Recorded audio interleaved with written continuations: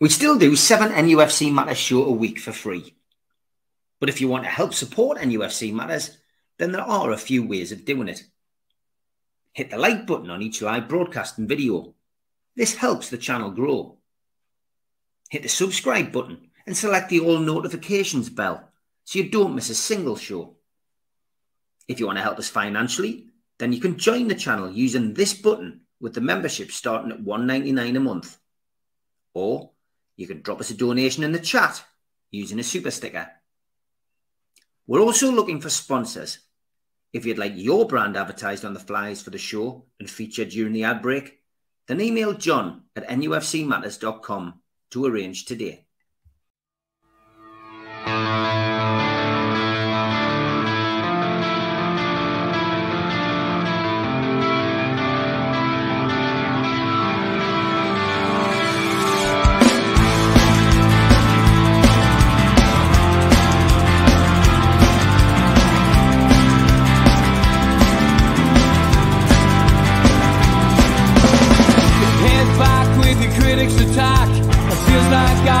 Talking to myself again, but it's the only way you're ever gonna learn. You look back and it's all in the past. I'm dwelling on the thoughts I cannot say to you.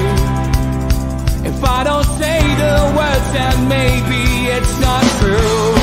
And it feels alright when they come and say to you,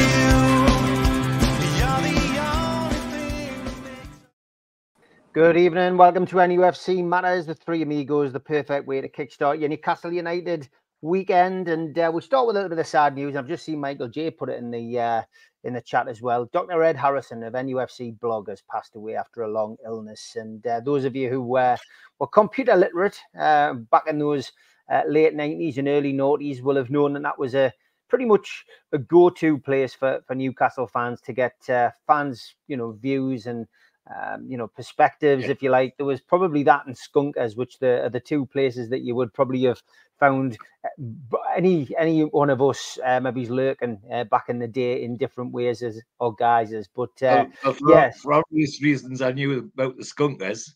Yeah, but rest in peace to Ed. I mean, it's a sad day, and we hope his family are coping well with that. But go on, George, you had something to say. Just going to say, I used to have it as an icon on me desktop at the university. So when I was looking for something to fill it half an hour in, I'd go on there. Good stuff. Our thoughts, as I say, with his family. So not the greatest way to start, but it is the Euros. The Euros start tonight. Stu Penman is on the ground in Germany. He will be, I'm sure, sending us some kind of footage, and all the best to John Carver and the lads. It's a tough game to start with, but it's always nice to be able to kickstart the tournament. So the Scots, as always, on TV, playing the bagpipes, looking like they're having fun, and that's what they always bring to the tournament. So you never know, funnier things have happened in the opening game. As always, plenty to talk about with regards to Newcastle United, and I am going to start with you, Mitch, because I did notice you have a little rant on social media the other day. We are entering the silly season, although some would probably say that 365 days of the year, 12 months of the year, 52 weeks these days, isn't it? We do have this constant this constant circus around our clubs at times. But what got your goat yesterday, Mitch? Well, I only really made one comment on Twitter, which people, I think, worked out what I was getting at. I then had a little rant to you lads on one of the WhatsApp groups, because the more I thought about it, it ground me gears. And what ground me gears was somebody picking up on some sort of cryptic tweet from somewhere, suddenly running with Bruno's had his clause activated, and then all hell broke loose. But what ground me gears the most, really, I've talked on here before about how we have a platform, and it's a privilege to have a platform with a hell of a lot of people who subscribe and a hell of a lot of people who listen. And all they really want to do is get updated on the world of Newcastle United and have a big crack. However, the reaction to something cryptic that then got blown out of proportion by people who have platforms, by people who have followers, by people who potentially are trying to make a living out of social media.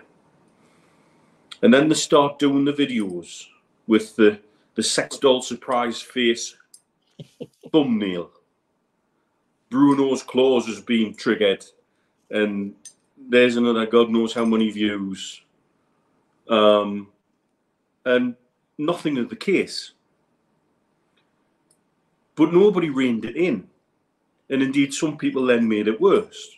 People who've got a history of being caught texting themselves from different accounts started making it worse and winding people up. And then in jumped the plane spotters. Oh my God, there's a plane going to Paris. It's from Newcastle and it must have triggered these clause. There's at least 20 flights to and from Paris a week in and out of Newcastle, private flights. And it could be anybody from a pillow salesman to somebody taking their family to Disneyland. Because you know what rich people can do that. To all sorts. But I'll tell you what it isn't in this day and age. It's now to do with club business. I think I can reasonably firmly say that. I think the club are switched on and they're better to do it. And yes, some people will then, oh, but how's Bruno's in Fort Lauderdale? How's he going to get there? Well, obviously he doesn't have a TARDIS. Doctor Who's not going to bring him. He's not going to materialise out of a phone box with a bloody floppy hat and a long scarf and a bag of jelly babies. And nor does he negotiate his own transfers. But again, you know, it didn't stop some people. And it started to get rolling. And I think it would be nice if some people with a platform either just kept quiet or reported it as it is without the sensation. There's been a rumour today. We are occasionally privy to some amazing information. And we sometimes are asked to share that very deliberately. More often than not, we're not. But that's why we get people sometimes sharing stuff with me. But I just think somebody had to say something, because the angst within the fan base over this, it's a tinderbox. And it really ground my gears, not just to see that, but just to see everybody else jump in.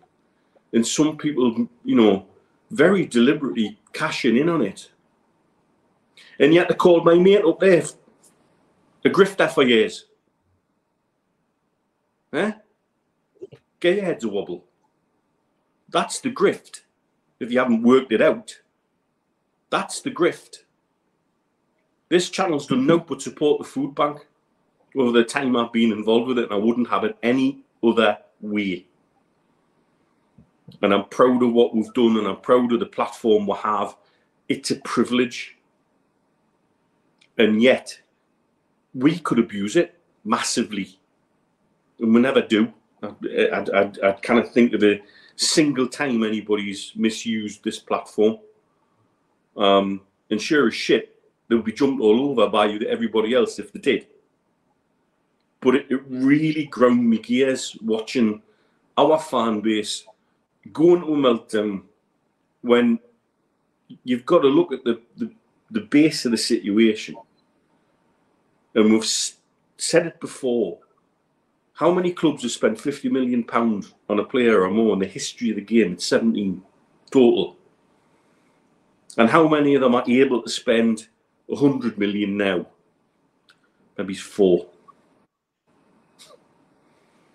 And one of them is just signed Mbappe. And one of them has got 115 counts from the Premier League against them. And one of them, I don't think Bruno would have any interest going to, because he's been there, done it, got the T-shirt and moved on. So that leaves maybe one other club who, by my estimation, would absolutely fuck a transfer window if they spent all that money now.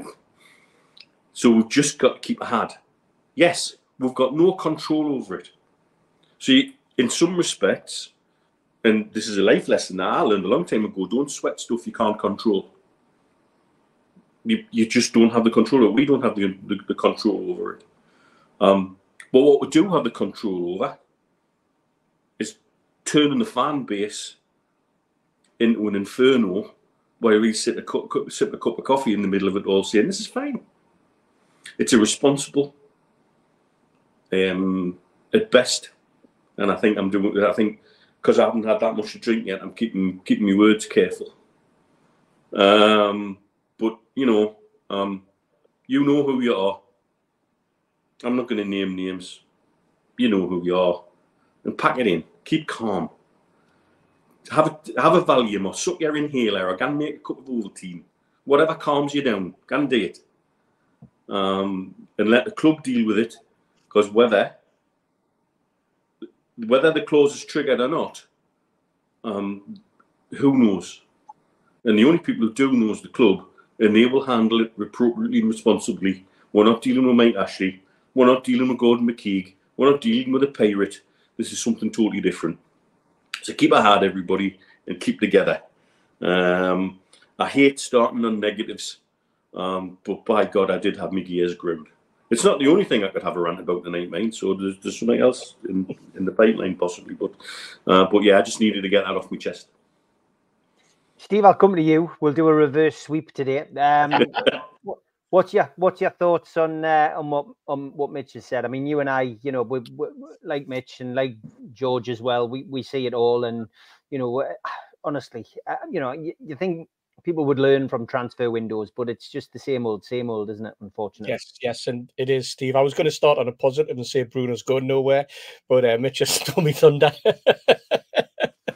But you're right. I mean, this has been the nature of our fan base. When we're bored, or when some people are bored, they'll latch on to anything, any slight little rumor, any innuendo, any sort of thing that they feel as though they can get out first. It's like a competition to them. They're in their own little dream world. They're in their own little patch. But it impacts an awful lot of other people because it riles people. It gets people's backs up.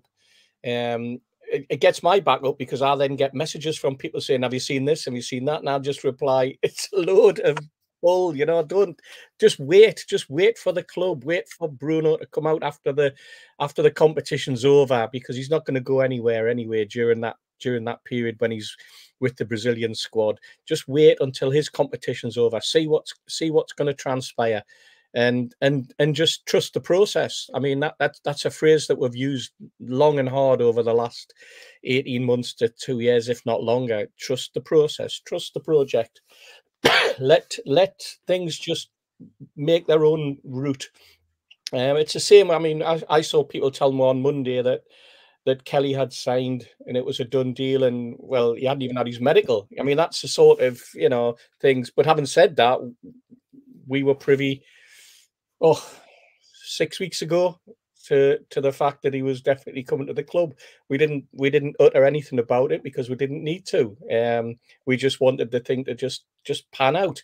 We also were under the impression that the lad from Fulham was on his way. And as Mitch quite rightly said a couple of weeks ago, that was always going to be up in the air. He had words with the lad's agent, and you know, there was still an awful lot of distance to travel before he ended up in Newcastle.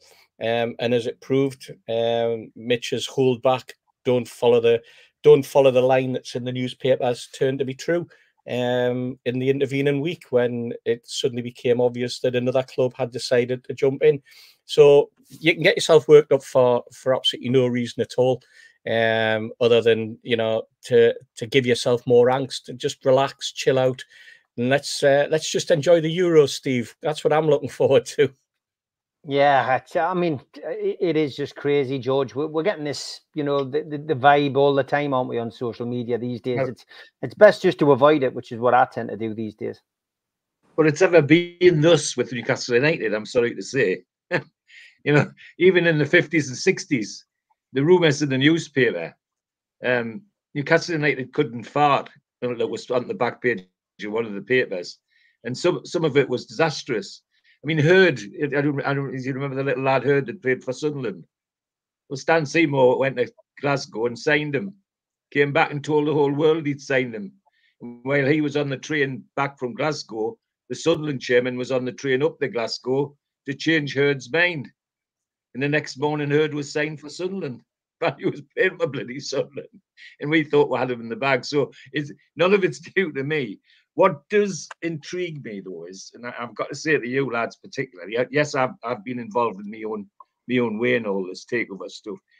There's been times when you lads, and including myself, if we let people on here know what we really knew, let people have a look at our phone books, on our phones, they wouldn't believe we. They wouldn't believe we. But that's the kind of information that on this platform you lads have been managing very well. And yet these idiots who have no input at all, no knowledge at all by the sound of it, because what they're saying, they know is bloody rubbish. But it just is an arrogant piece of wind-up and making it worse and as bad as they can get. And then those who just have nothing else to do climb on and have that 10 penneth, and it's just frustrating. But I'm afraid it's Newcastle United even in the past, and it's not going to get any better while we're in the situation we're in. The press that matter, Manchester, London, don't like Newcastle United. End of. So we're going to have to put up with all sorts of stuff. And then our supporters group just make it worse, because it just takes a couple of idiots to get hold of something or invent something even. And the whole world's on fire. And they know it'll work. That's the trouble. So Neil's last words were the best ones. Had on. Trust the process. We've been saying it for weeks, and it'll come right. And as to Bruno, anybody who sees how that lad behaves, his body language on and off the pitch, even when he's disappointed, you know, they made a lot of him lying on the pitch at the end of the last match because we didn't do this, we didn't do that. That was him just telling the fans, I'm with you. I'm bloody sick like you are. I'm sorry you did. You know, he wasn't saying I'm going, I'm tired, I want to go somewhere. He was just showing how he feels like we feel. Upset and disappointed that it didn't work, but it'll bring him back stronger next year. That's how I look at it. And to those that you know, peddle all this, the clause has been activated. Well, Neil just told you there's a possibility one club could possibly do it. There's another club that might, but they're up to their neck in pretty legal things at the moment. They've got other things to think about. So, you know, it isn't going to happen. Rejoice in having Bruno. And the last thing, and I said it on this platform a couple of weeks ago when we're talking about who was going in the summer and who wasn't. Very rarely do I get the stage after 70-odd years of supporting Newcastle to say, if that happens, I'll not go back. It came close through Mr. Ashley. There used to be 10 of us go with Neil in the group we were in. There were 10, Neil. There was about 10 of us used to go. And Ashley killed off 8 of them. Mostly because stupid things like not getting a container for the mushy peas for that dinner and all that sort of thing. But it was a sign to them that Ashley was pulling it down. And he has. Now, we're the only 2 that have stuck with it. But recently, when we talked about who was staying, I did say that if in the summer Newcastle United let Bruno go, they would have to do a lot of persuading and a lot of different things to persuade me to go back to St. James's Park. Why sell, even contemplate selling the best player we've had in a decade, in my opinion, best incoming player? And I think in another 2 years, I firmly believe we'll be saying he'll be up there with the Beardsleys and others, the greats that we like, and Bruno will be amongst them, because I've got a sneaking fancy to start turning the fine play into goals as well as he's starting to get close to the end of the season. So forget it, he's going nowhere, and just enjoy the ride. Even next year, although there's no Europe, we still could be in for a brilliant ride. A chance to concentrate on some domestic trophies and all of that. So enjoy it. Just ignore the idiots. I'll give you an exclusive, Okay. Steve. I'll give you an exclusive. I was over in the Northwest on at the weekend, and I had a little bit of spare time on Saturday afternoon. And I was 1 mile away from Anfield. So I thought, you know what, I might as well pop along. So I went along, parked up outside Anfield, and I went into the club shop. And I walked in, and I was immediately pounced on by someone who said, "Oh, hello, can I help you?" And so I immediately said, "Yeah, I've come down from Newcastle. I'm just here to check that you're not selling any Bruno Guimaraes shirts." And the look on her face, she just, her jaw just dropped, and she went, "Well, we might be if we're signing them." And I goes, no, you haven't got this right. I said, and I've got my suit on and everything. And I said, I'm actually here from Newcastle to tell you you're not buying them. Thanks now. Bye-bye. And I walked out, and I just didn't know what to say. So I can definitely confirm there are no Bruno shirts currently up in the Liverpool club shop. I'm not preempting way. Well done, that man. Well done, that man. Well, after such a serious start, and because we're doing a slightly shorter show tonight, we are going to have Tweet of the Week.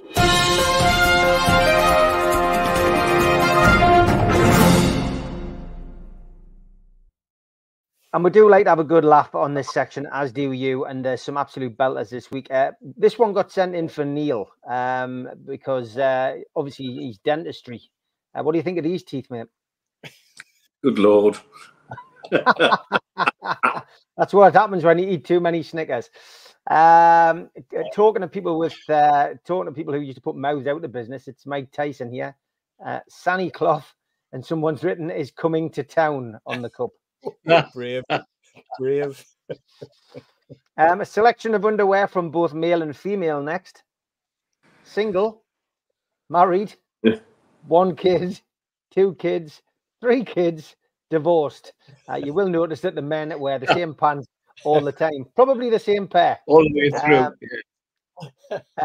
On a pants theme, how to keep your car from being stolen. Oh, Jesus. Oh, yeah, me. And always be careful, lads, when you're recycling. Just been past your house, Stephen. You can't put plastic in a green bin, mate. That's one of the thumbnails. Politics is in the news, of course. And how about this one from Night Waves? I want my Sky TV, of course, the Dire Straits song. Or how a little bit of musical action. Please, sir, can I have Sky TV? Yes, Sky TV. We've also had TV debates in the last couple of weeks as well. Replacing Sunak with Starmer is like changing your tie when you've shut your pants, said one person. See, we're giving a little bit of political balance here. And out now, the latest release from Woke Music Studios. Every purge I make, every pledge I break, every smile I fake, every vote I take, I'll be conning you. Now, that could really be in any of the politicians' mouths, so please don't take umbrage at the fact that Keir Starmer was used on there. And I only read the tweets out. I don't send them to myself. In America, meanwhile, we could have a man behind bars, of course, who will be leading the country. So here he is. I will make jail great again. Could happen, folks. It could happen. And Jurassic Park, lads. Jurassic Park. During the filming of Jurassic Park, they had several spare children. So when a dinosaur ate a child, they could use another one, not to delay the movie. Movie fact there for you. Good stuff. Any golfers out there, lads? If you're looking for a new club and a small one, here's the Sunderland. Blanks Bison. Good. And this one I picked up on one of my mates' pages on Facebook. Can you believe they're now doing this on buses? You'll not be able to see it very clearly. This is a customer-safe boarding guidance on Arriva buses now. Right foot correct boarding, incorrect boarding, how to sit on the bus. I'm not joking this, lads. This is actually serious. Standing using the rails. But Steve, this is a society that needs do not stick your hand in the blender whilst it's moving, stuck on the side of a blender. So I'm not surprised at all. This is where we're going. It's absolutely crazy. Absolutely crazy. I do like an odd photograph, and here's certainly an odd one. Why is this girl carrying a tree around? Fantastic. And we'll do like dodgy signs on here. We'll get a few dodgy signs sent in. So, pets at home, cat's eyes removed. That's rather unfortunate. Sounds like Alan on the fans forum. And a great place to go for your holidays and you're on your honeymoon. Lick my nuts. America. Popular with dogs. A dodgy car as well. A dodgy car plate here at the back as well. Clitor. Oh, dear. You weren't supposed to read it out, George, but thanks. Well, I couldn't help myself. You couldn't know. And I asked for a dark coffee this weekend, Starbucks, and I got this. Oh, Dear me. And congratulations to this guy. What a name this is. Her parents. What are your intentions with our daughter? Me. Don't read it, George. And likewise, don't read the sign of this Chinese restaurant.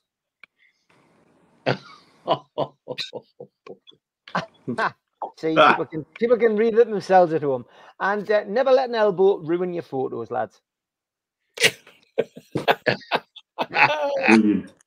That's superb. It is, isn't it? And sometimes it's all about the angle, like this T-shirt. Yeah, absolutely. We'll get all these crossovers every now and then. A pop star and a very famous religious leader. Ariana Gandhi. Wow. And when horror films go wrong, the dyslexicist, your mother cooks socks in hell. The dyslexia. And this is a great sign on a bench for my love. 6th of the 9th, 69 to 25th of the 12th, 23. Husband, father, adulterer. Yes, Roger, I knew. Here's the Star Wars one for the week. Only Star Wars fans will see it. And if you know what happens next, lads, you've probably got grey hair. Definitely. Oh, not at all. Oh, none at all, yeah. And despite Eric's best efforts, no one guessed it Bangkok. Thank you, Soda Pop Kid. And I did like this one as well. Is Steve Wraith staying at home yet? Said Stephen from Durham. Killing of 5 bald men in Mozambique is linked to a new superstitious belief that bald men have gold in their head. Definitely not. Sawdust. Sawdust all the way. And congratulations to Keith for sending this one in. He says he made a maximum 147 snooker clearance. I knew you wouldn't believe me, so I took this photo as proof. Well done, Keith. Excellent, Keith. Congratulations to Manchester United. They've been banging on about getting the Stadium of the North and a new ground finally approved. That one's for you, Melly. And so is this one from Kathleen McCowan. Good one for the show, she says. 4 nans for £1. Can it be the Viz one either? I walked into B&Q the other day and this bloke in an orange and black uniform asked me if I wanted decking. Fortunately, I got the first punch in and that was that. But others may not be as lucky, so be on your guard. Very good. Very good. Last few. Sad news. I broke up with my girlfriend, Lorraine. She found out I was seeing another girl. Clearly. Good news, though. I can see clearly now Lorraine is gone. Let's go. Oh, dear. And there's nothing worse than having a Cranberry song stuck in your head. In your head. In your head. No taxi here yet, Steve? Not yet. Top 2. This was a wife's I'm eulogy. struggling not to join in. I'm going crackers, I'm sure. You always do. Wife's eulogy at the husband's funeral. Norman needed a blood transfusion, but his blood type was not on record. So the doctors asked me if I knew what it was. They urgently needed to know to save Norman's life. Tragically, I'd never known his blood type, so I only had time to hold his hand and say goodbye. I'll never forget how supportive my Norman was. Even as he was fading away, he kept on whispering to me, "Be positive. Be positive." That was my Norman, always thinking of others. And the winner this week is this one. I don't always let the hotel staff know what happened the previous night, but I'll sometimes leave some subtle hints. Oh, easy. I'm sure there'll be people now quickly screenshotting that. They're saying, "Oh, I'll do that when I leave the hotel next time." Absolutely. Okay, if you have got some tweets and you want to send them to me on X at Steve Wraith, or join the Facebook group, or join the Facebook page by hitting the like button, and you can send them on there. We do pick them up each week, but that is your tweet of the week for this week.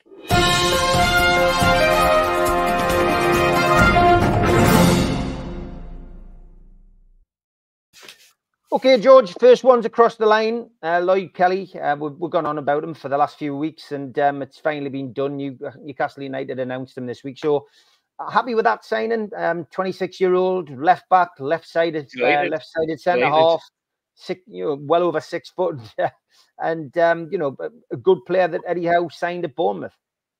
But he has style about him, and in fact, it's funny when I saw the picture on the TV and on the computer when I was catching up with it. I had to look twice. I thought we'd bought another Isak. He's so much like Isak in many ways, but big things for me. He looks like a footballer, and the bits of videotape that I've seen and YouTube I've seen of him, he's got style and should suit us down to the ground. And by the time our management have worked with him, he'll be better than he was by a long way. But more importantly, or as important, he can play across the back line. He's left backs where people kind of stick him in, but there's evidence that he's quite capable of moving across the line to play in the centre and even in the right if necessary. So that's all very positive for me. And as you know, how I go on about two-footed players, but he looks great. I've got nothing but praise for them being bright enough to snaffle onto him as quick as they could and get it done while everybody else was still looking over their shoulders to see what was happening. I mean, people going on about Dan, but Dan Burn will make his own way, and I suspect the big thing for Dan Burn is he'd find himself centre half again if he plays the way he's been playing. So I think Lloyd Kelly's an addition. He isn't in place of. He's an addition, an important addition. And I'm looking forward to seeing him on the pitch in a black and white shirt. Steve, good signing. Happy with that one? Yeah, very much so. I mean, he's obviously a versatile player, as George has already mentioned. Left-footed. Maybe you could look at it and think, in the short term, he's there because we haven't got anyone else centre half. We need players at the back. The injury to Lascelles and Botman. But moving forward, he gives you that versatility, being able to play across the line. He's left-footed, which is a bonus. For defenders these days, there's very few central defenders who are left-footed. And now we've got a couple of them in Botman, Heyman, Dan Burn. It'll be interesting to see how it impacts on the rest of the squad, in terms of where we now move in the transfer market towards. There's a lad plays at Brighton who's I had mentioned to me a couple of weeks ago that might have been a potential signing, but I've never heard anybody pick up on the TV or in radio or newspapers. So I'll be interested to see how that one pans out. But all positive, Steve. We've got to be, and let's face it, when you can pick up a player who has played, in the Premier League for a number of seasons, and you can pick him up on a free, because his contract was up and he's able to walk out on a Bosman. It's a good bit of business, because it means that we've kept our powder dry for the other positions that we need to fill, whether it's central midfield, defensive midfield, an additional attacker, or wherever Eddie feels as though he needs to slot in. But I think the fact also that Eddie's well aware of the lad's ability and has already previously signed him, says that Eddie is obviously in the box seat when it's coming to the players that he wants. Although you do read in the newspapers little snippets about wanting to keep other players that perhaps he's not going to be allowed to. But in terms of the incomings, which is probably the most important as we move forward, the fact that it's somebody that Eddie wanted and Eddie's got, is massively positive for the football club. So let's see who the next one is over the line. Let's wait and see what rumours start now and see where we spin that one out. Is he a starter for you? Blue Rhythm Boys asking you, Steve. Would you start Lloyd Kelly? Do you think is he there to come in and start? I mean, he's a former captain, of course, of Bournemouth now, but we don't know his preferred position. It wasn't a question that the club asked him on the video that they did, but we're playing either left back or left sided centre half, isn't it? Well, exactly. I mean, it could well be that we go with a back three. Who's to say that we're not going to change our style of play and go with a back three with wing backs, especially if they don't pick up who they want in midfield, or they don't get some of the the striking prowess that they've been looking for. That's what's good about it, I think. The fact that he has that versatility to play either in a back four, a back three, back five, whatever you want to say. I think he's more of a defensive sort of part of a three than he is a wing back. Or if he is in the back four, there's more possibility of him being a left back than anything else. I don't know whether it's me or whether Eddie is still looking at Hall as one for the future. I know he played a few games at the end of last season. From a fitness perspective, he did seem to struggle, and I'm wondering whether Howe's thinking, you know what, I'm going to look and push Hall a little bit further forward at times, or have him on the bench, because I've now got someone that I know a little bit better in terms of his defensive prowess. So it could well be that he slots in at left back in the early days. But again, much depends on the fitness of the rest of our back four and whether Trippier's there as well. That's another one in the equation that we're going to be, I think, after the Euros, spinning around with rumour and counter rumour. Before we actually kick the ball in anger at the start of the season, Steve. So Monkey Suit wants to know what your magic concoction is, Mitch, before you give your answer on Lloyd Kelly. Right. Well, it's an experiment. It's a Corona Sunrise. So I've been bottle of Corona. You get rid of half of it, drink it, and then I've got a tequila and orange mix, and a little bit of grenadine. And away you go. I've got to say, I've reached drink nirvana. It's highly recommended. There you go. 9.5 out of 10. We'll do again. nufc Matters cocktail show coming soon. But yeah, I get the distinct impression it's one of these stealth drinks that it might get you pissed from the ankles up. So when I stand up at the end of the show, I might go immediately sideways. But we'll see. All right, mate. Give us your views on Lloyd Kelly. Left-sided centre-backs, I like goal dust. And that's something that everybody wants in their squad. We now have 3, potentially. The fact that you can cover at left-back is important. I think might indicate where we're going in terms of squad management, that we might have a full-back or two who may now be surplus to requirements. He's certainly an upgrade on the most direct replacement, which will be Dummett.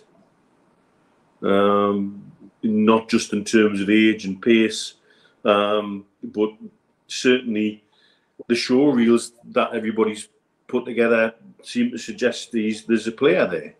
But then again, the show reels probably suggested that Stefan Guivarc'h was a player too. So you have to be careful of those things.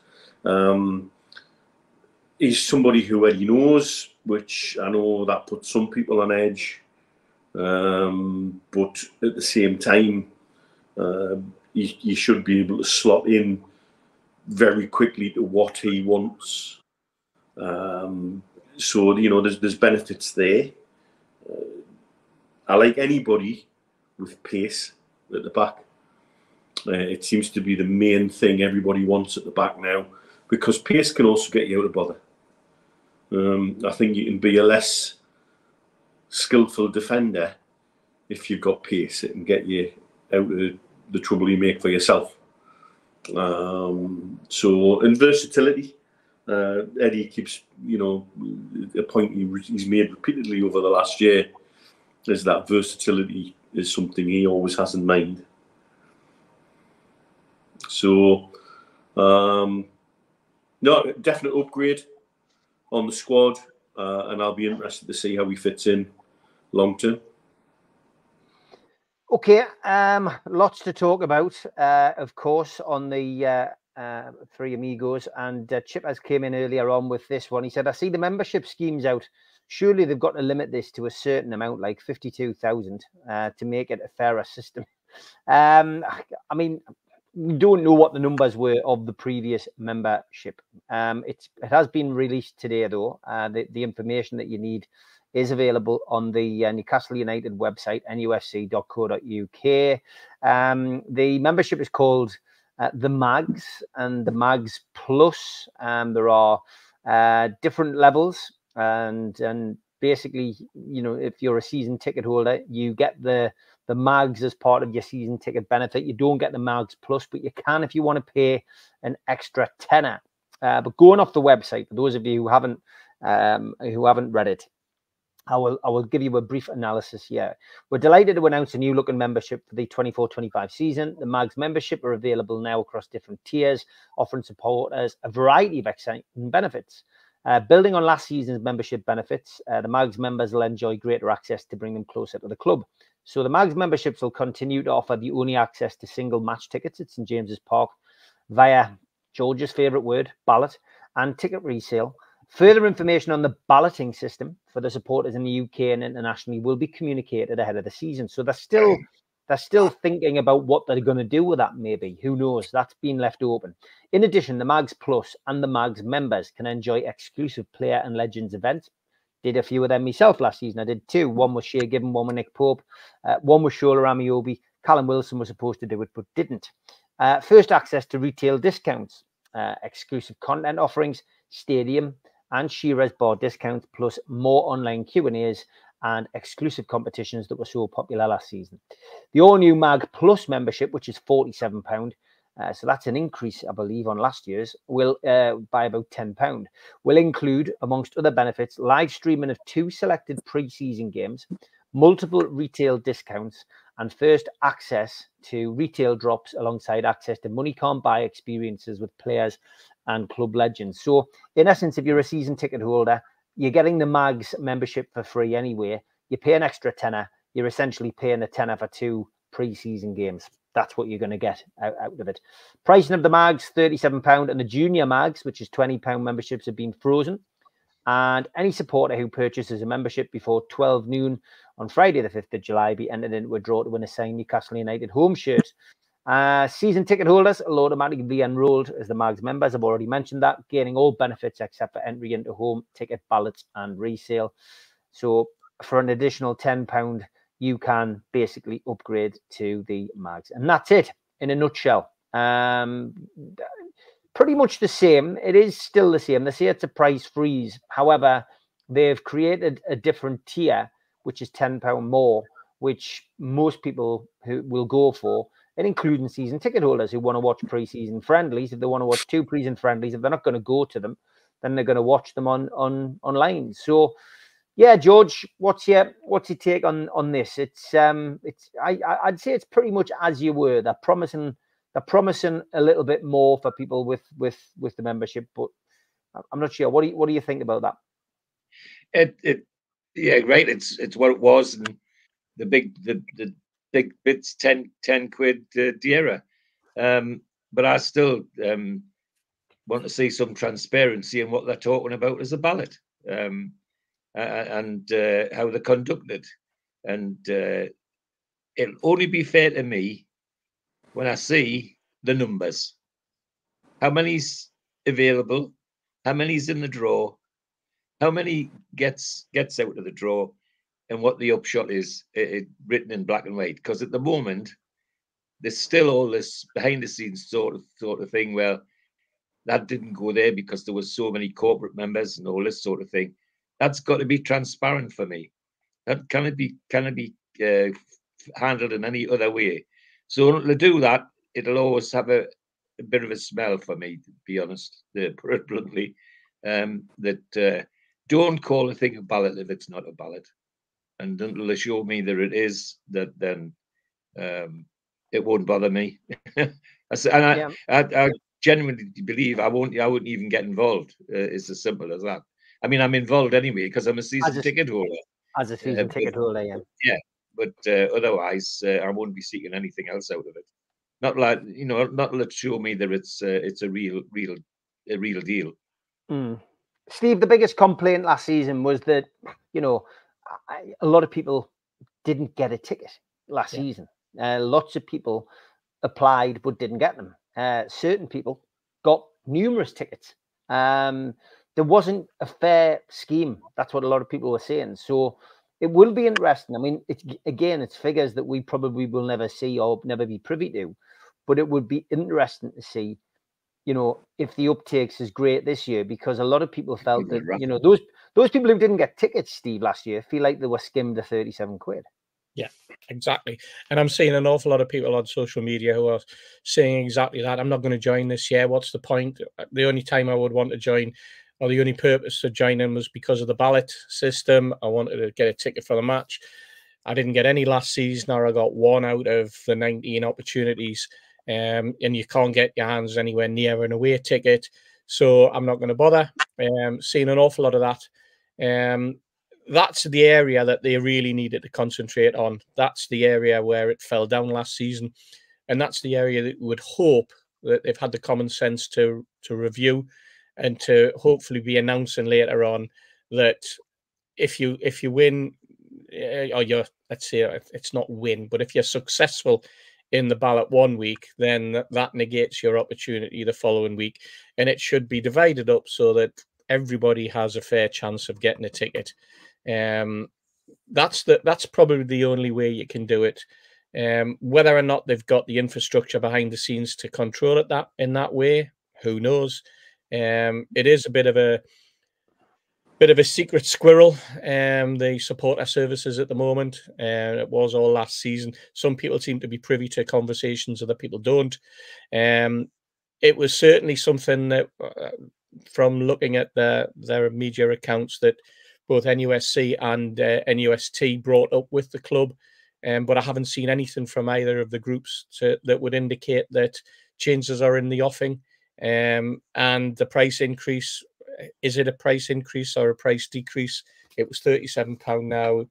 It's 45 if you're going for the plus. Most people are going to go for the plus, I would imagine, because of the opportunity to get a ticket. So you could say it's an £8 increase from the 37 that it was last season. But again, it's a bit like the shirt prices, isn't it? You know, it was $64.99, then it suddenly went to 70 odd quid, then it became 75, now it's 80. Everything seems to be going up in price, and people are gradually being priced out of an awful lot of areas. But no, is it something that I'll engage with? Probably not. And as I say, a lot of people that I know on social media who that I follow have been saying very, very similar.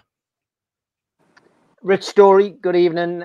He makes the point. He says, "Evening, lads. Having been to the majority of games over the last few seasons due to the ballot, I was only successful for Dortmund at home, but several members seem to get tickets for most games." So, yeah, Mitch, that's the kind of issue that we're facing, isn't it, really? And of course it is.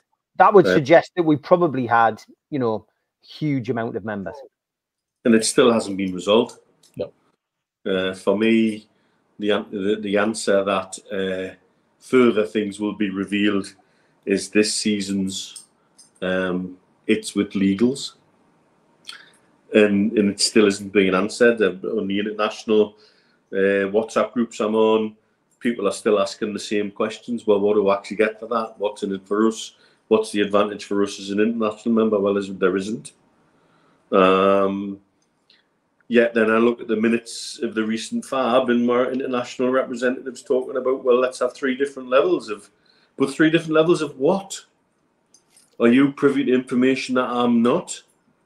So you know how it could be broken into different levels for international members? And why should international members get any different level to a local member? It still feels, it smells and looks like a clusterfuck. So at the minute, that's what I'm going to call it as. I automatically get a membership because I've still got a season ticket. has that advantaged me and benefited me last season? No. And if they're going to make the membership open-ended, I get the point that it dilutes the membership to the point where, let's be honest, it isn't a ballot unless you see how many members are going into the draw. It's a lottery. And again, how does that work? How last season did some members seem to be significantly luckier than others? That never got explained. I've got a theory myself,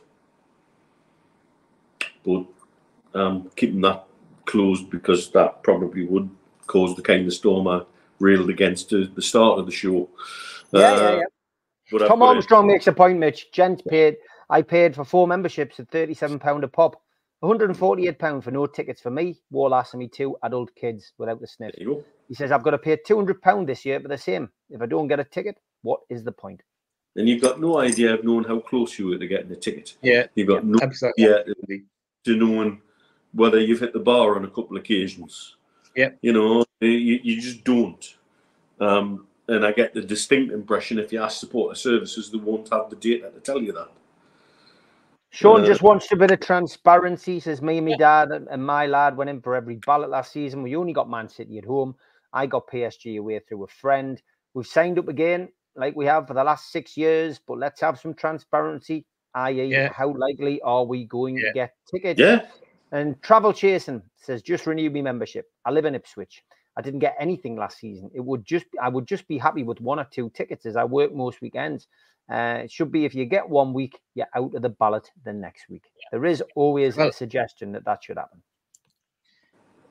Yeah, I'd like to know how this membership differs from the business club that they've set up, because they have a thing called the business club where people get invited along to have conversations with past players, ex-players, and they chew the cud with the club. You know, they have the buffet and that. Yet when you remember, it just seems to everything's going to be online.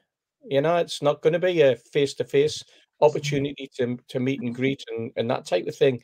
And yet the business club is something that they are also pushing. There was an event just last week, I think, with Steve Harper. Well, earlier this week, where Steve Harper did a thing with members of the business club. You know, a nice little buffet, cups of tea, and a chat about where the club's heading, how the academy is, and how he personally is, and this type of thing. So there's a lot goes on, Steve, with this club of ours, and there seems to be like a hierarchy starting to be built up. It's not lost on me, the irony of them saying, oh, you can have exclusive online events. Just make sure the players turn up for them, eh? Yeah. And have an alternative. And when a player's injured or ill, have an alternative arrangements rather than just, you know, when people in America have taken a half day to join a chat. Yeah. It's a bit like the advert. It's a bit like you see the posters outside St James's Park advertising the new kit, and one of the people on the advert is a player that played with 15 years ago, Shola Ramiobi. We now promote what's the phrase that we use for Shola? He's the loan arranger. The loan arranger. Yes. We now have the loan arranger on promoting my football kit. I just find it all rather odd, and I just find it sort of kind of thrown together at times. It's like you have these great ideas, and then right at the very end, you just like throw it all in the pot and hope they all land the right way. You know, it's like playing dominoes and hope they all come out flat and face down when you're going to shuffle the board. You know. Well, it's worse than that, Steve, because they have what they call a ballot, and it's quite clear within what they're doing with the tickets. There's people inside St James's Park. They're taking tickets out for special people. You know, so nobody knows how many real tickets there are that they're in a ballot for. I mean, Blue the Room Boy said it's not a ballot, it's a raffle. It's not even a bloody raffle, Blue the Room Boy. My neighbour's a church warden, and she comes every year to get a bit of paper signed by me as a magistrate so she can have a raffle in the church. Who's signing bits of paper for the ballot at St. James's You're going to get a knock on the door from Darren Eales, aren't you? You're knocking on that door. A bit of paper for me ballot. And you're going to be, it's not a ballot. It's a raffle. It's ridiculous that, you know, the dressing up and terminology to make it look good and legal and all the rest of it. And anybody with half an eye can see that within what's happening, there'll be people in St. James's Park taking tickets out for this person, these people, that people. I don't mind that happening if it's for the benefit of the club, but I'm a supporter and I want to know about it. And the people who are putting their faith in the so-called ballot, they should know as well. It shouldn't be if, you know, a ballot if. It either is or it isn't. And I think supporters lose out two ways on that, and it's not, in my opinion, it's not doing benefit for the club. But sooner or later, when stories come out about who's getting tickets for this, that, and the other, there'll be hell on, and rightly so. Rightly so. Paul on Twitter says proper tinfoil hat show today. It's really not, Paul. It's a true assessment of what this is, and until we get a little bit more information, it's always going to be like that. And it's not us giving examples. People in the chat are giving examples of what they've done. And one guy there, £148 he spent in memberships and never got a ticket last season. However, man, that's wrong. There needs to be a better system. It needs to be a better system to allow people a bigger opportunity to go.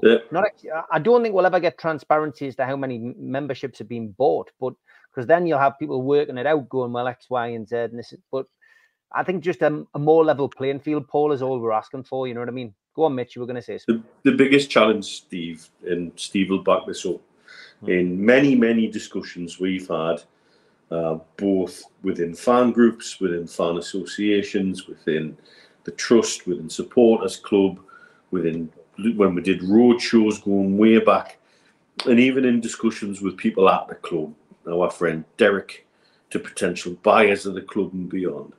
There is no easy solution. There's not, no. There's just not.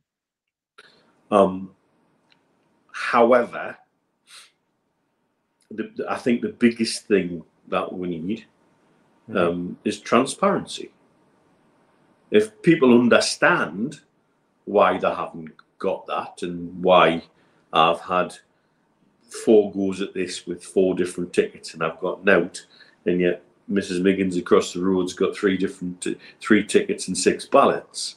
If they understand why that happens, then I think there'll be a lot more peace and calm about it. It's really difficult to get a system that'll keep everybody happy. In fact, I would say that's impossible. My biggest concern is I suspect the club, like many other Premier League clubs, are viewing season tickets as something of a relic. And what they want are more tickets available on a game day that they can put in at bigger prices for individual games and feed off the demand the way a lot of American sports do now. And I'll give you an example. The Nebraska Cornhuskers, American football team from Nebraska College. They're a historically well-known and successful team. They have 99-year debentures on their season tickets, which basically the only way to get a ticket for them is to step into a dead man's shoes.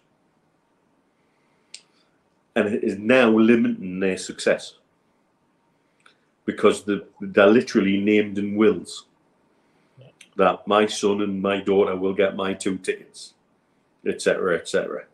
And they're seeing they're falling behind on a commercial basis to some of the younger, more up-and-coming colleges who are finding more interesting and more modern ways to generate income.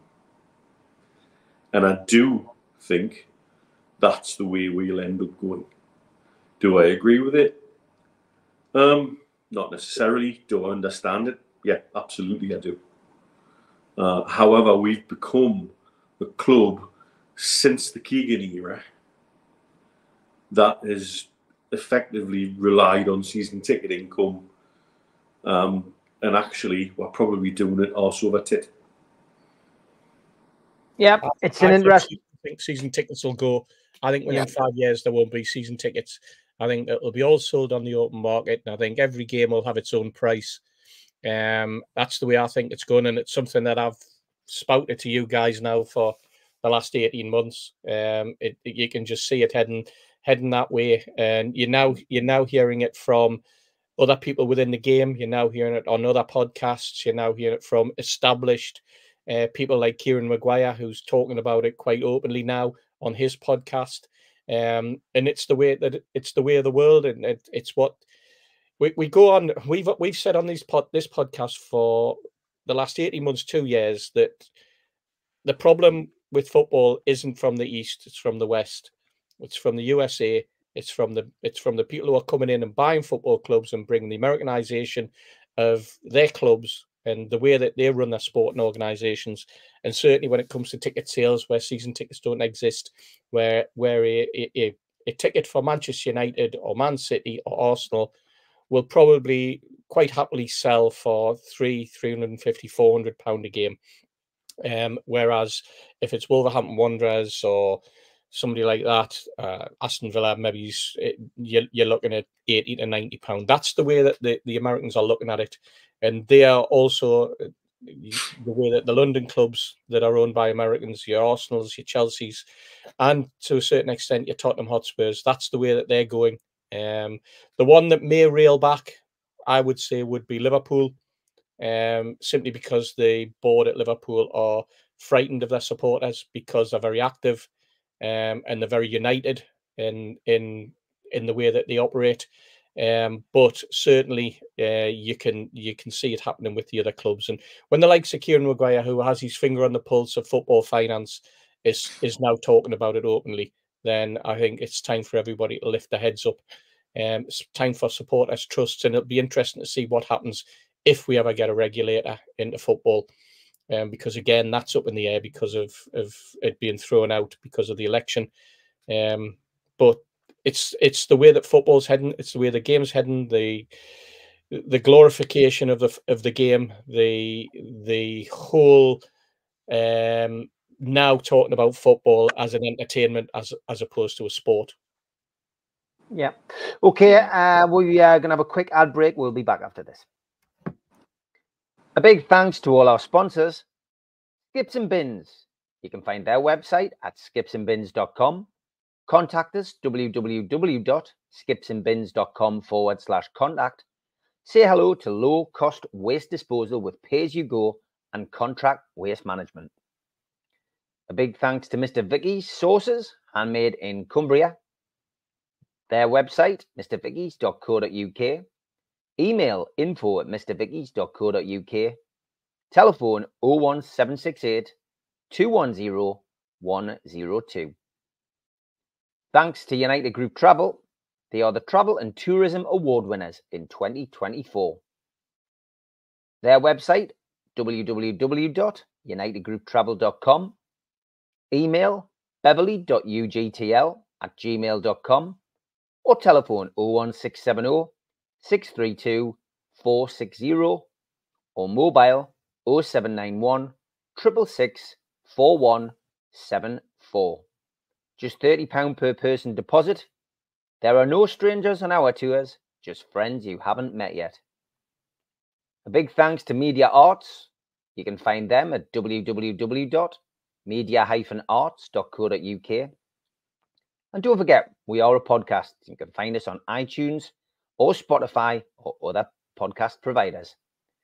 If you want to help the channel grow, then hit the like button, the little thumb underneath the video, click share and share to your social media, or join the channel for as little as $1.99 a month. If you want to take out a one-off payment membership, go to nufcmatters.com and hit membership. And for a £25 fee, you get a scarf, a cup, a pen, and a membership card. You can also put a smartphone over the top of this QR code. It'll take you straight there. And don't forget, we also help the food bank on this channel. nufcfansfoodbank.co.uk is a website where you can make a virtual donation today.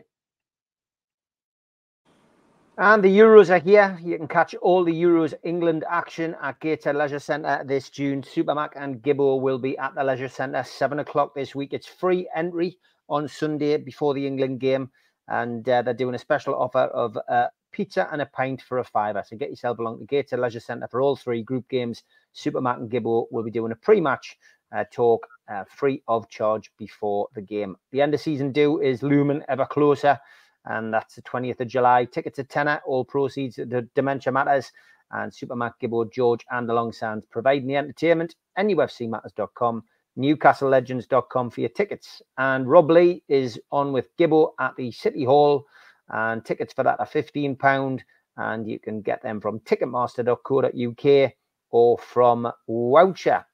Okay, slightly shorter show tonight. And as always, a lot to get through. It's time for Tune Lookalike.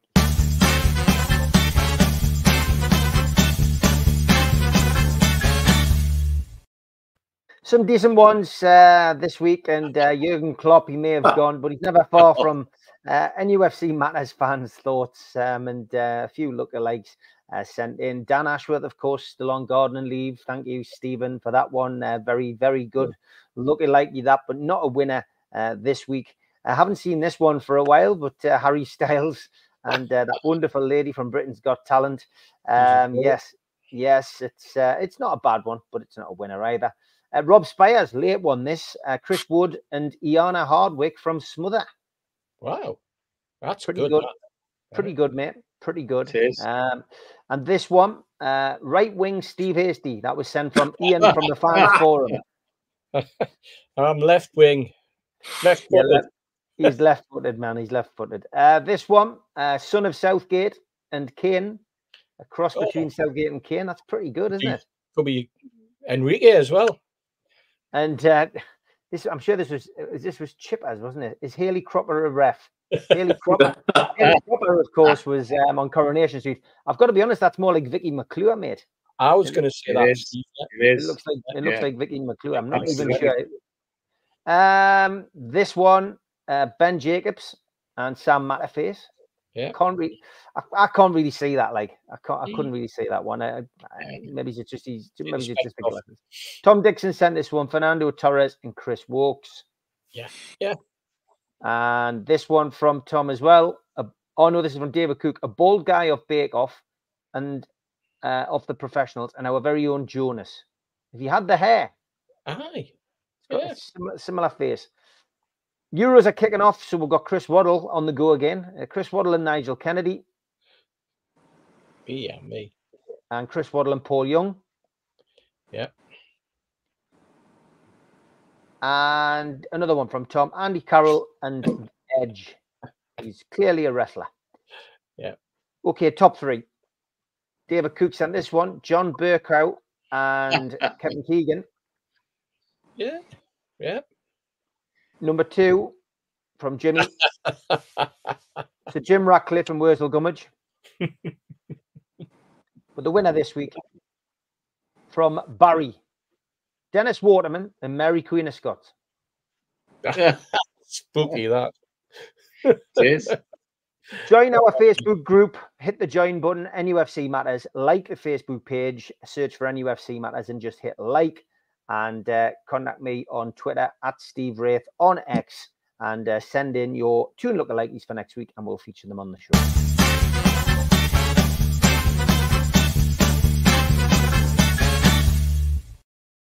Everton's takeover looks like it's going to go through. Breaking news on Sky tonight, and you are still making your comments about tickets. Andrew Haste says, from this season, all corporate season tickets are being sold are combined with a 5k annual business club. So 2 tickets in the barracks will cost approximately £10,000 a year now. I've not heard of that, mate. So that's news to me. 2-tier tickets. People like me want a membership but can't get to the matches, so sell a ticket for Ticket Ballot and general membership just to support the club, says Tom Maguire. And Yano says, Mitch, I disagree. There is an easy way. Number of memberships lower than number of tickets available. Once you've won, you're out of the ballot until everyone has had 1 ticket. And if it was only as easy as that. Andrew has also said, Mitch is right. When they extend, don't expect a load of season tickets being offered. It'll be individual ticket sales via ballot and corporate. Yep. Okay. Anybody else got stuff in the chat there that I didn't see? No, I think I've covered it all. Alan Thompson says, lads, question, which player would you like to go? More than that, more than you think will go. Well, it's a difficult one, this, because for me, I will take it first, Alan. The one that makes us the most money without causing the biggest disruption to the squad is what I'm going to say, Alan. We're not going to make a fortune on Trippier, but he's going to go. We've already seen Bayern Munich offered us 12 million. That's around about that price. Callum Wilson is coming towards the end of his career. He can still do a job, but he's injury prone. Is he going to make us the money that's going to make a difference? Potentially, along with a few other players that go. But at the moment, without selling your Isaacs and your Brunos, your sellable asset is Miggy, isn't he? Really, I think. And I think the fact that we've done a deal for 30 million to get him out of the club in the last transfer window, Alan, was probably the one that I would like to see go, because he makes us the most money. I'm not going to say sell X, Y, and Z, and I'm not going to name a player and say I want to see them leave, because if we don't sell him, that player is, he's going to be vital to us doing whatever we do next season. And I just think the ones that have been linked with the move are the ones to go. So I would say any one of those three, or all three, Alan. That's the three players I want to go. If Eddie wants to keep some of these other players that other fans are going mad about on Twitter and saying we should get rid of him and get rid of him and get rid of him, I would just say let's go with what Eddie wants. But the three that have been mentioned are the three I'd like to see leave, because I think that time's up, along with those players who have already left the building and those who will probably either leave because we've bought their contracts out, or they've gone on a free. But that's who I'd like to see, Alan. What about you, Mitch? There's a number of players who have book value, and they're the ones we need to be trying to find a way out for, if you want to be ruthless about balancing FFP. Simple as that. So, Almiron, Trippier, Dubravka, Wilson to a lesser extent. But then they will, to a degree, not need replaced too. And that's the squad management that we're having to deal with. The fact that we don't have European quotas to hit this season may turn out to be a blessing in disguise, and allow certain players to go. The big book values, I guess, are the homegrowns. You've got Longstaff and Anderson potentially, who, if they were sold, we get more into the pot. Would I like to see them go? Not necessarily. I think we need that sprinting, and I don't see what any of them have done wrong in some respects to be let go. But I think we've talked about the need for a degree of ruthlessness. We need to see that now. The fact that we're talking about buying a keeper at not an insignificant amount of money, and Kelly's already done, and some of the other deals that we're being linked with, would suggest there is still more money available than we may think. And so I think, again, to be boring, it's trust the process and let them get on with it. People will go, and it may be somebody you like, and that's unfortunate. With this talk about Minty being sent off already, I don't have a problem with that, because I've got absolutely zero emotional attachment to him. He's had a great season in Holland, and yes, it's a shame to move him on quickly, but if the choice is balance the book by letting him go, or be faced with losing one of the crown jewels, I know what the answer is. So we just have to trust the process, I guess. Bill Burnett, I'm not avoiding your question. I've seen your question there. I've not spoken to Ben Jacobs. Let's see what Ben says when he comes on the show with regards to Stu making a bet. I don't think we're time sensitive here. We've got a long way to go before the end of the transfer window to see who's right and who's wrong. But I don't facilitate bets, mate, on this platform. It's up to other people to do that. So if I see Ben and I speak to him, maybe the question will be asked, but it won't be on this platform. That I'll be doing that. George, what about you? What's your thoughts on that? Well, between you and Neil have hit the nail on the head, as it were. The three you mentioned, Dubravka and the others in the mix who are possible, and they've been mentioned as well. But do we really need to go there? Is my question. Is that how far we need to go? And I'm not sure that we do. I think there is more money in the pot that will give a bit of flexibility, I think, that we don't think we have. But I think Trippier's already gone. And people saying we need him for this and that and the other. Well, I would have been well, but I get the distinct impression long before the season finished, when he was sitting out and he could have been playing, that Mr. Trippier had already made his mind up. He was on his way. So that's not good in the dressing room, senior player on the fringe of wanting to be away. The Minty one's a good one. I mean, I would have fought hard to keep him as much as we can, simply because he's a talented young player. But if there's things to be done, business to be done that balances the books better, then we just have to live with it. It's a difficult one, that one. But Miggy will make money. Wilson will make money. Dubravka will have a little bit of money, and Trippier will make some money. So they're the favourites, and see what happens after that. But there could be others. But like you, I'm looking to start my naming names for obvious reasons. It gives the impression that the fan base is down on them. It's not the case. That's where I would stop. Those four would be on their way for me, and happily, because they will make money. Yeah. Quote from Dubs: "Not bothered. Strange. He has to go." Yeah, it was a strange one. That he was interviewed, of course, ahead of the Euros, and Ben takes it on the chin, Blue Rhythm Boy. Don't worry about Ben. I thought. Ben just gives an opinion, and you're quite right to point out he is a Leicester fan. He's a Newcastle fan second. But listen, he gives an opinion. He gives it in a balanced way, and he's great to have on this platform. And it's the only journalist we have on these days as well. So it's nice to have a journalistic view.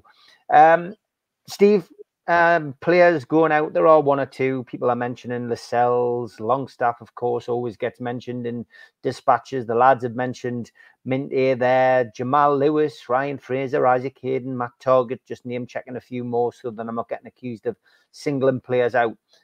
So that there is a lot of players that potentially people may shift on. We're top heavy in midfield.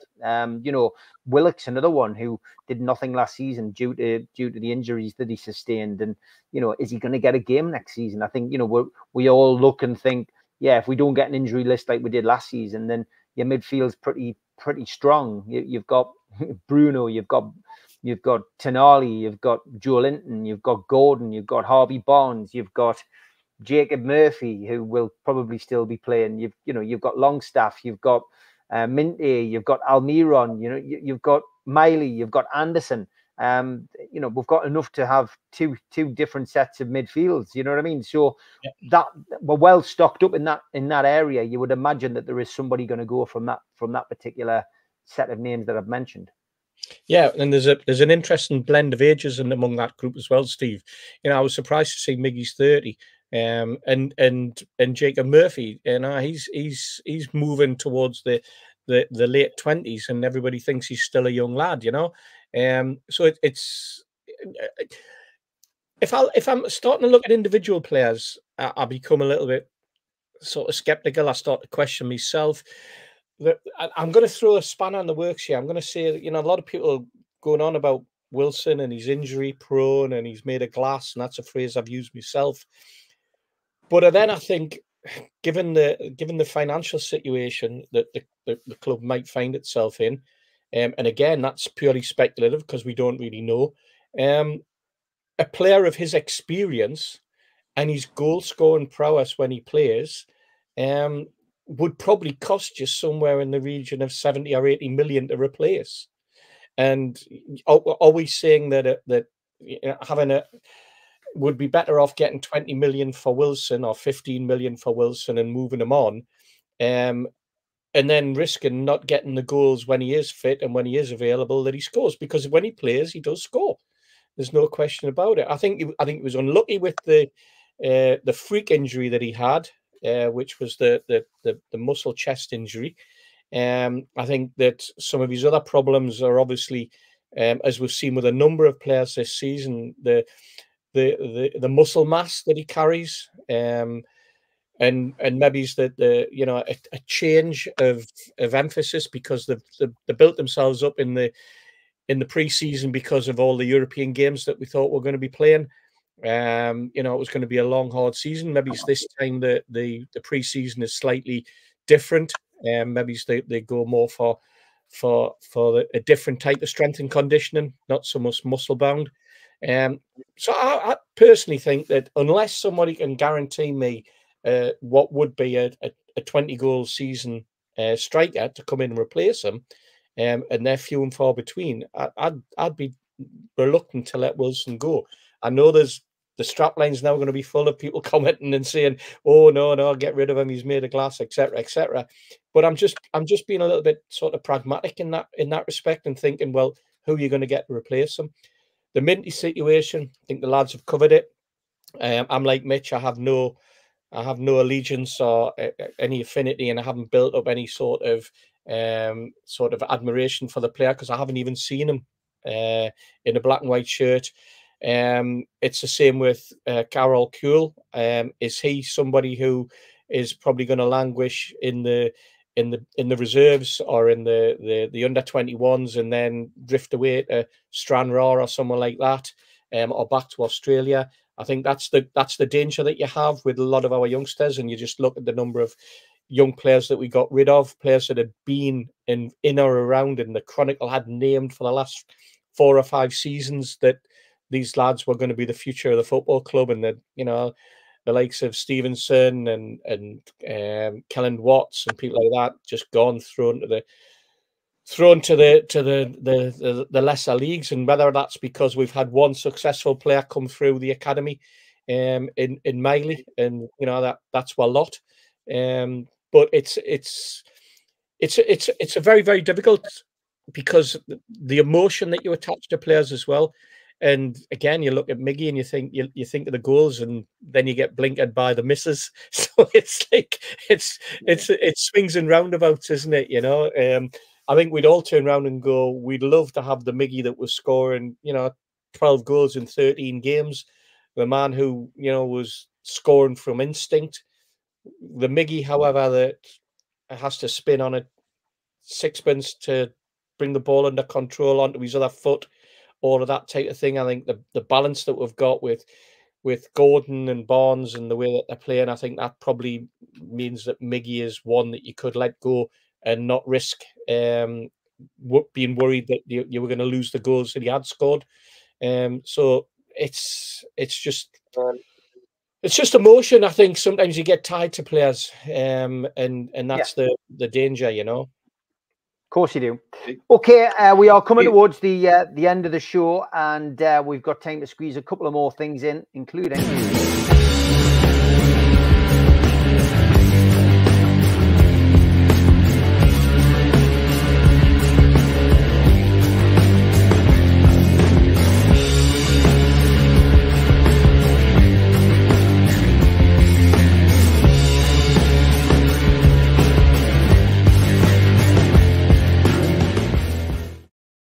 Yeah, Matt, we're asking to send in photographs of you meeting somebody from Newcastle United, past or present. And thank you to 100% Mags for this one. He says, one for the lookalikes, guys. He says, but we also, in the Chronicle, it even met in 2010 when Sting hired the ferry for the day.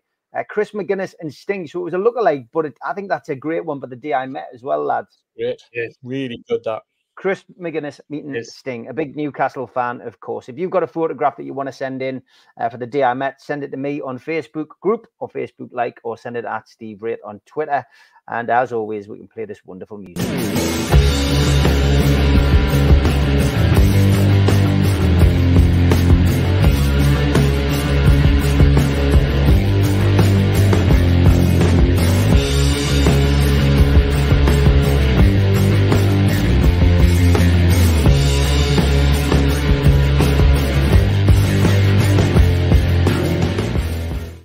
And as we mentioned, Stu is our man on the ground in Scotland. We haven't got him live tonight, but he sent us this video.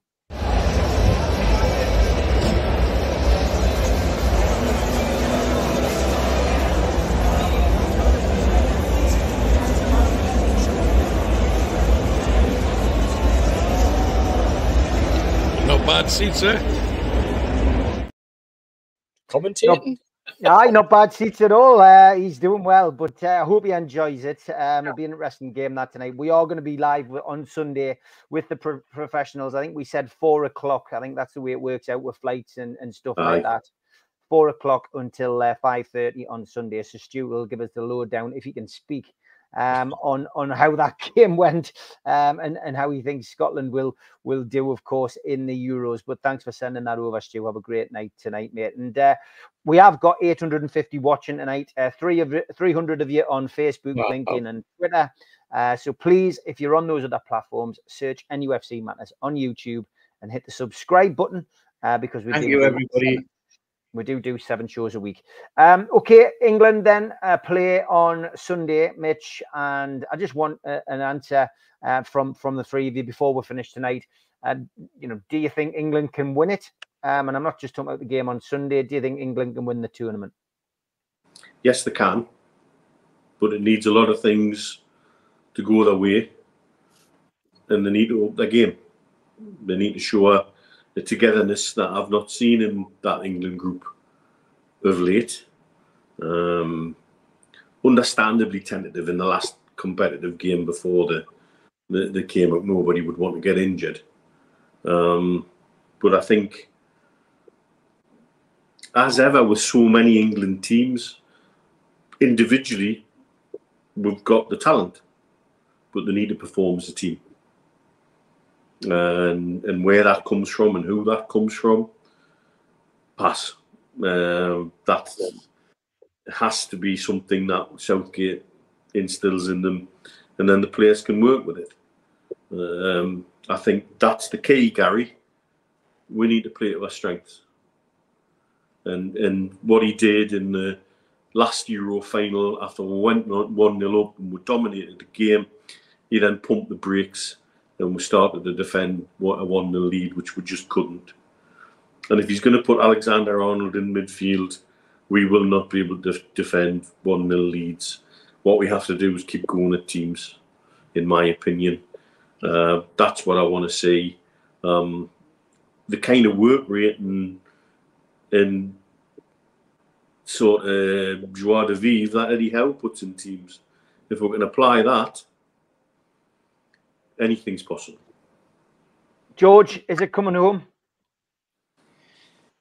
If they play to their strengths and Southgate organises in the way they should be organised, with the talent he's got on the side, the mix of experience and youth, there's every possibility that they could. My worry's not the team; it's the manager and how he decides to play it. And Neil's absolutely right. If we get to the situation we're trying to defend something, we've proved time and again we can't do it. It doesn't happen because that's not how we're structured. So I think it is possible, but it would have to be all organised properly by the manager, and we've got the mix of experience and youth to do it, to carry it off. And I'm looking forward to man of the tournament for probably for Anthony Gordon if he gets the right sort of balls. Steve, what's your feelings? I've just seen that strap line there, and that was one of the things I was going to say. You look at Serbia's defence attack, and you think two great strikers, two guys that could barnstorm us if we're not careful. And that's why we've got to play on the front foot. And I agree with everything that the guys have said. we've got to play like a Premier League team, and we've got to play like a Premier League team who plays on the front foot, a Newcastle United type Premier League team, an Everton Premier League team when they want to play, when you know that can go at somebody and go full gung ho. But you've also got to have the control of a Liverpool, who we've seen some great performances from. What you can't do is you can't go in like a Man United, where you think you can just tappy-lappy around for 90 minutes and go on a wing and a prayer, which is what they've done most of the season. Yes, they've got results from it, but it hasn't been good to look at, and it has ultimately been their downfall. So I think you're right. A lot of it does depend on Southgate, whether he's willing to unleash the shackles of some of his absolutely superbly talented footballers. Where he plays Bellingham might be key. Is he going to stick Foden just wide on the left? Is he going to, excuse me, is he going to bring players like Saka and just keep them out on the right, or is he going to give them the freedom to move around? It's there for the taking, but those quality players are really going to have to work to protect his back four, because his back four is his Achilles heel. I have no worries about Pickford in goal, because that despite the fact that I cannot stand the bloke when he's playing for Everton, and because he's a Mackham, all of the usual things. The fact is, he very, very rarely lets England down when he plays. So the omens are good if the manager can put the right blend together and give them the freedom that they need. I think he is one of those less than pragmatic managers when it gets to championships, and he does try to hold back. But name me an England manager in the last 40 years who hasn't. Even Sir Bobby at times. It's the nature of fear that tends to pervade through the squad at times. So I'm looking forward to it, Steve. There's no reason why we can't go all the way. If we don't go all the way, it's because there are better teams, better countries who have got a better blend and can nurture it. That's the big thing. And where are we now, Steve? Probably 1831. It's probably taxi for Wraith, is it? Just about. Still got time for Elliot.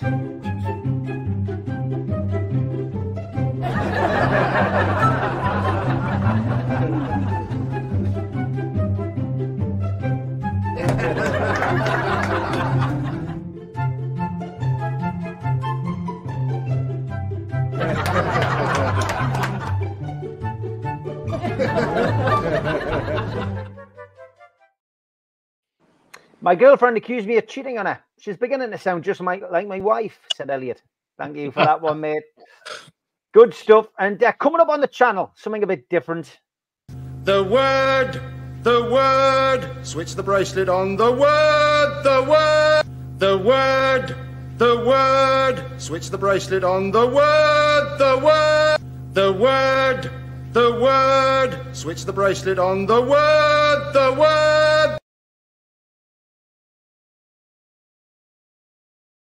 The word on Blake 7 coming soon on nufc Matters for all of you geeks out there. Yes, we're going to review it with two new people on the platform. One person who hates Blake 7 and one person who loves it. And of course, I'm a big Blake 7 fan as well. We're going to review all 52 episodes.